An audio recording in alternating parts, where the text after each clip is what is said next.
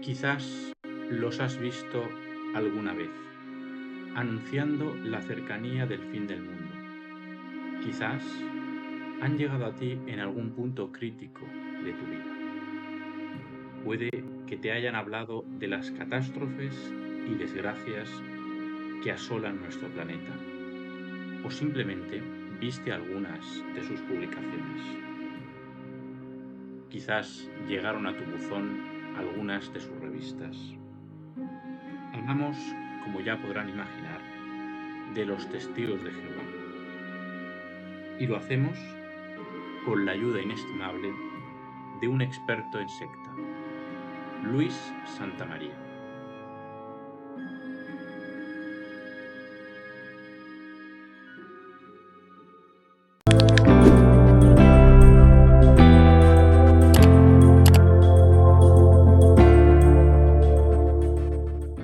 RIES, la Red Iberoamericana de Estudio de Sectas, y hoy está con nosotros para hablar de una organización que seguro que muchos de los que nos escucháis os suena, seguramente han llamado a nuestra puerta en algún momento, quizá en alguna hora un poco intempestiva, y es acerca de los testigos de Jehová. Muchos los conocemos por sus revistas, por sus paradas en las calles, quizá también por su indumentaria, pero hoy vamos a estudiar un poquito más a fondo, a conocerlos un poco mejor, en qué creen, cómo se organizan, qué defienden, cómo funcionan. Y la primera pregunta, Luis, aparte de darte una gran bienvenida a nosotros, es ¿quiénes son los testigos de Jehová?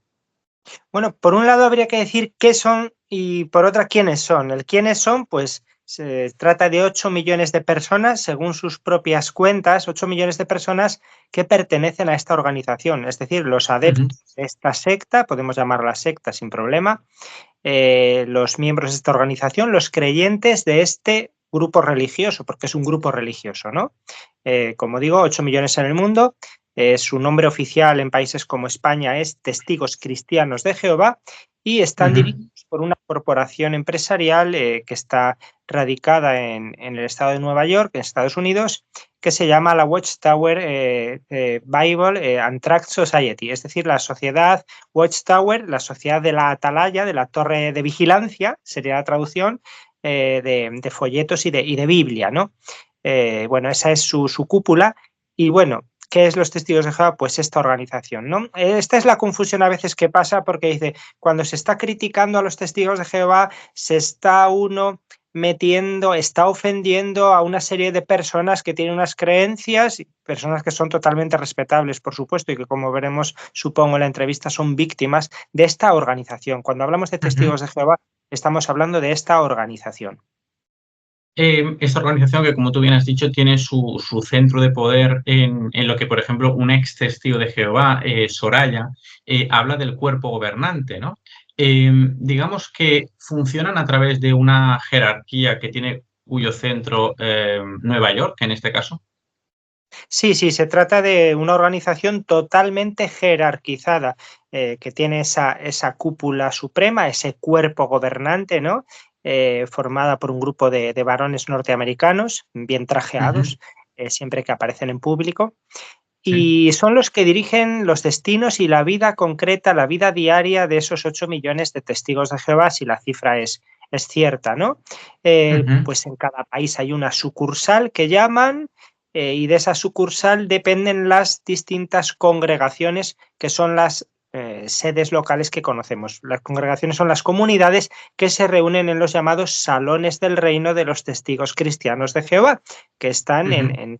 en un montón de ciudades y pueblos de toda España, como están por todo el mundo. Hay miles de congregaciones. Entonces hay una jerarquía en la que pues a nivel local estarían los ancianos, que son los Ujú, responsables del funcionamiento diario, un equivalente podríamos decir al sacerdote católico, al pastor protestante, bueno, ujú, y bueno, por encima están pues unos siervos de circuito, unos superintendentes, con una serie de sí, terminología que utilizan en la organización que hacen traer del griego, de los términos que aparecen en el Nuevo Testamento, ¿no? ujú, Pues el equivalente a lo que es el obispo sería superintendente, el equivalente a presbítero, que significa anciano, precisamente en griego serían los ancianos, y el equivalente a diácono serían los siervos. Esa es su estructura Ujú. y bueno, pues tienen a personas dedicadas full time a este servicio, ¿no? A este servir y dirigir la organización que, como digo, está fuertemente jerarquizada de forma piramidal.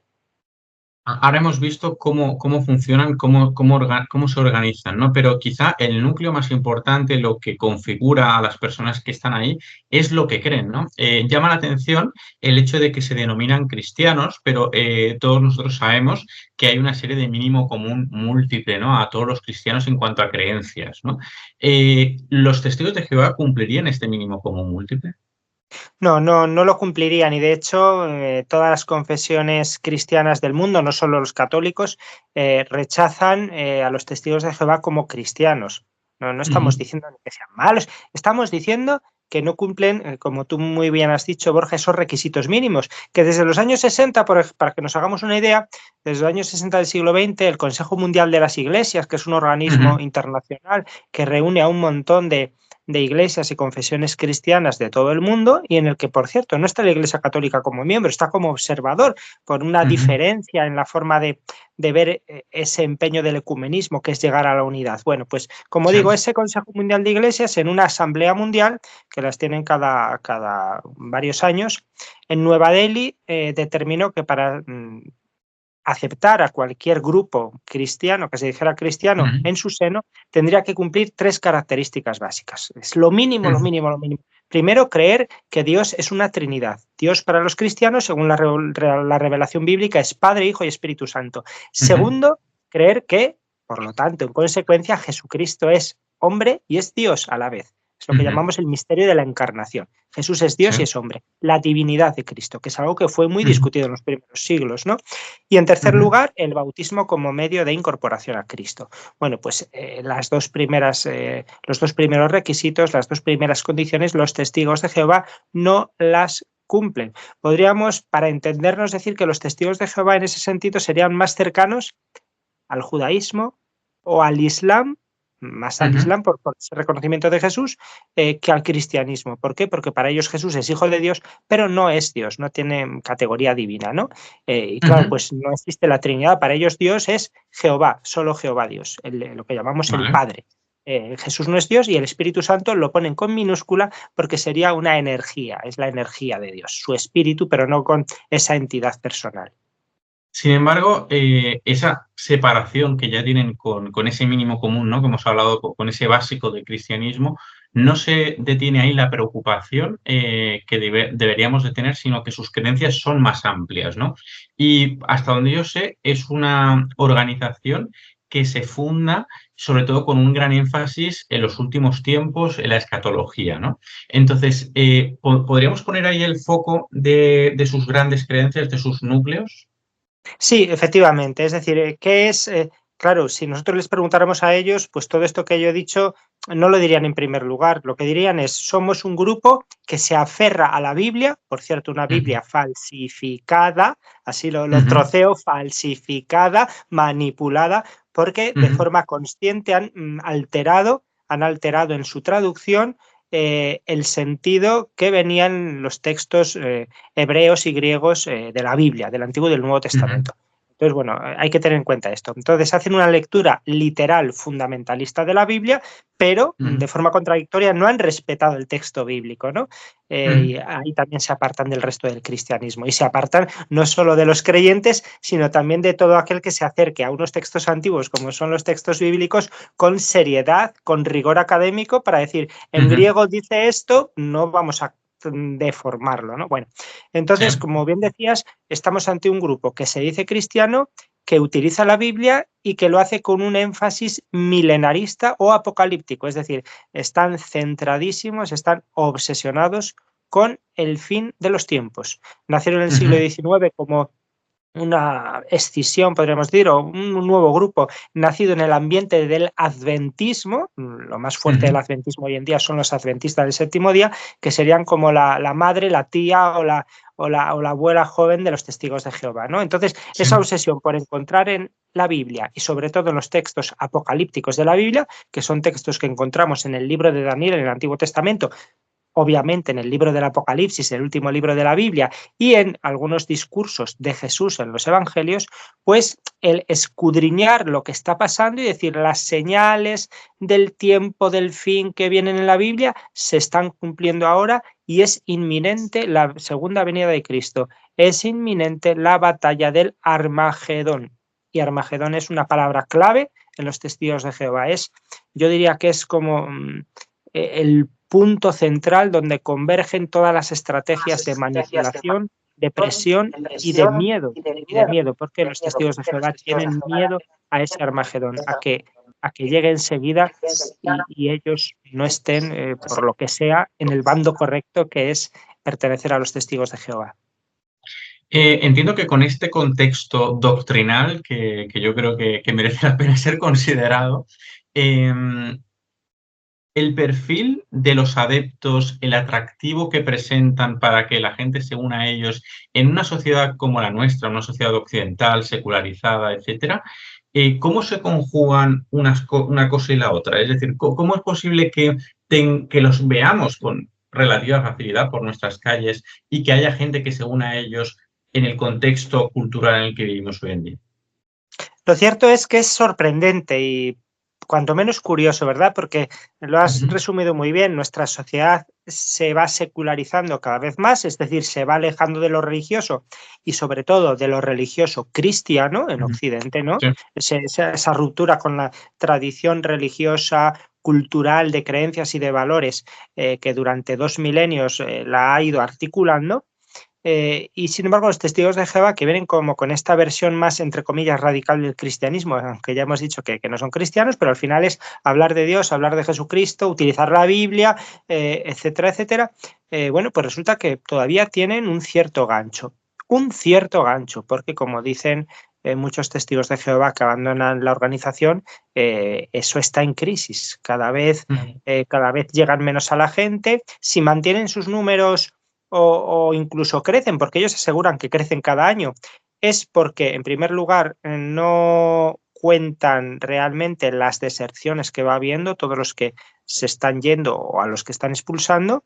Eh, los adolescentes y jóvenes que han nacido dentro de la organización cada vez les cuesta más retenerlos Ujú. y se están cebando sobre todo con la población inmigrante. ¿Por qué? Y con esto respondo también a la cuestión que decías de cuál es el perfil de los adeptos. El adepto puede ser cualquiera, pero siempre, en el caso de los testigos de Jehová, personas que tengan una especial sensibilidad para lo religioso, muchas veces personas que han sido educadas, aunque sea de una forma muy superficial en el cristianismo, y tienen una cierta cercanía y simpatía con la figura de Jesús, con el ejercicio de la oración, con la lectura de la Biblia, tienen Ujú. esa convicción, aunque sea de forma muy, muy suavecita, de que en la Biblia están las respuestas a las grandes preguntas que nos hacemos los seres humanos, de que ahí está hablando Dios Sí. bueno, pues en muchas ocasiones los testigos de Jehová se han acercado a ellos, a estas personas, a sus víctimas, en momentos de especial vulnerabilidad, en crisis personales, como decía antes, Ujú. cuando uno se ha tenido que cambiar de ciudad o sobre todo de país, ante la muerte de un ser querido, ante una enfermedad, ante bueno, la incertidumbre, ante las cosas que están pasando, ¿no? Entonces, bueno, Sí. se aprovechan de todo esto y en el proselitismo, en sus estrategias de captación, son muy hábiles para hacer preguntas que hagan cuestionarse a la gente, bueno, pero yo para qué estoy aquí, qué va a ser de nosotros si hay guerras, parece que el progreso nos ha traído más desgracias y todo este mundo va a pique, ¿no? Entonces es muy fácil en el día de hoy, colar un mensaje apocalíptico, ser profetas de Ujú. calamidades, porque las calamidades están ahí. Una experiencia que yo he visto que en mi caso yo he tenido y he visto que también varias personas de mi entorno también la han podido tener, es el hecho de que, por ejemplo, yo tuve una persona relativamente cercana que era testigo, bueno, era y es testigo de Jehová, y yo me he dado cuenta que el comportamiento es igual en ella que en otras personas. Quiero decir, cuando yo veo a esta persona por la calle sola, se acerca a mí y yo me acerco a ella y la puedo saludar y mantener una conversación relativamente normal, pero en cuanto esta persona va con otro miembro de la congregación, me evita y marca distancias. ¿Esto a qué se debería? Porque he visto que no es la única persona testigo de Jehová que lo hace. Sí, bueno, se debería en primer lugar si es sincero ese acercamiento cuando está solo esa persona cuando está sola contigo y eso, pues para evitar problemas, porque un compañero, un hermano de su congregación, alguien que está en la verdad igual que esa persona, porque ellos lo llaman así, estar en la verdad, se está acercando a una persona, a un mundano, y no lo está haciendo con un propósito de captación, que es la única posibilidad, la única tesitura en la que alientan que haya relaciones con personas externas a la organización. Entonces sería eso, ¿no? Es decir, bueno, cuidado que me pueden delatar, que pueden sospechar sobre mí, que pueden decir que me estoy haciendo mundano y no. Y bueno, y también puede ser algo más inconsciente, porque eso que te he dicho es como una estrategia consciente, ¿no? De cuidado, Sí. no voy a tener problemas, pero también algo inconsciente que cuando están los otros delante, pues uno tenga el chip de adepto y en ese momento pues sea pues la persona a lo mejor más rigorista, más incluso más fanática de su congregación, ¿no? O sea, y que eso pase así porque está en ese ambiente grupal, aunque esté solo con una persona, pero ya es un hermano de su congregación que le está recordando quién es, que es alguien especial, que pertenece a una élite de elegidos, que serán los únicos que heredarán el cielo nuevo y la tierra nueva después de esa batalla que dije del Armagedón, ¿no? Entonces, bueno. La idea que veo que también está muy presente en este tipo de organizaciones, en este caso los Testigos de Jehová, es nosotros somos el único club espiritual en el cual vais a encontrar salvación, es decir, la salvación no está en el nombre del Señor, sino en el nombre de los Testigos de Jehová, ¿no? En el club religioso.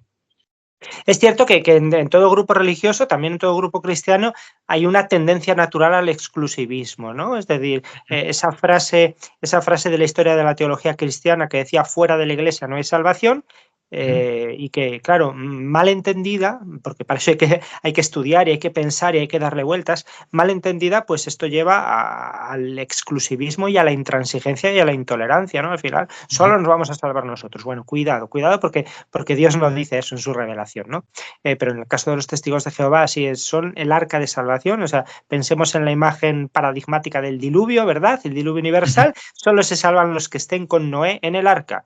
Bueno, pues cuando lleguen los últimos días que están a punto de llegar, por ejemplo, la pandemia del coronavirus fue lo que ya les demostró una vez más y después de tantos anuncios fallidos del fin del mundo, les sirvió a los testigos de Jehová para decir es que ya se está cumpliendo todo, estamos a punto de llegar, ¿no?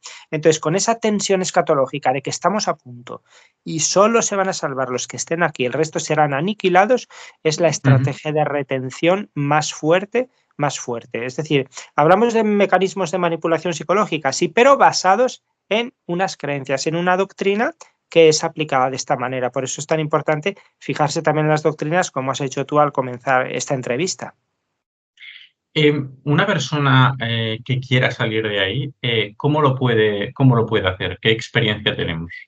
Bueno, lo primero difícil es querer salir, ¿vale? Lo primero difícil es querer salir porque pues, es una atmósfera de mucha opresión, de mucha presión, con sus técnicas de retención, como decía, y al final, pues una persona normalmente ni se plantea salir porque eso es su vida. Y pensemos sobre todo en lo que llamamos adeptos de segunda, tercera generación, personas que no han sido captadas y pueden a lo mejor darse cuenta y decir, bueno, voy a Sino que volver han a mi vida nacido ahí. anterior porque esto no es vida, sino que han nacido ahí efectivamente, ¿no? Y toda su familia en muchas ocasiones pertenece a los testigos de Jehová, al menos sus padres y sus hermanos, el núcleo familiar más cercano. Entonces es dificilísimo. Claro, cuando uno se plantea, tengo que salir de aquí porque ya es insostenible la situación por alguna decepción que haya tenido, porque se ha ido acumulando el estrés psicológico y los traumas, porque ha tenido lugar lo que ellos llaman la crisis de conciencia, que después de atar tantos cabos, de pensar tantas cosas, de ver tanto,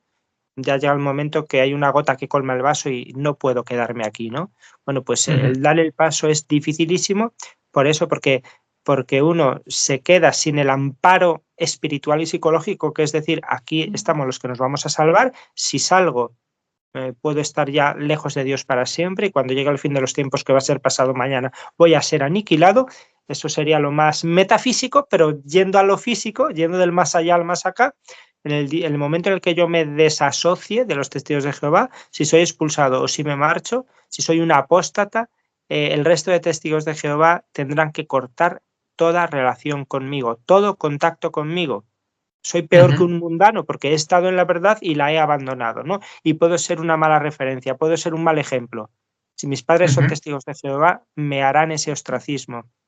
Mi familia, los que han sido hasta ahora mis amigos, mis únicas relaciones que he tenido en profundidad, porque sí puedo ser compañero de clase de otros, puedo ser compañero de trabajo, puedo ser vecino de la gente de mi portal, pero las únicas relaciones que ha habido, se supone que profundas y buenas, han sido dentro de la congregación. Uno se queda solo en el mundo, con todo lo que eso supone, no solo tener que recuperarse de una situación de años de sufrimiento, tener que reconstituirse, tener que restaurarse por dentro, sino que además hacerlo solo. O sea, es bestial el duelo que pasan los testigos de Jehová que deciden salir de la organización.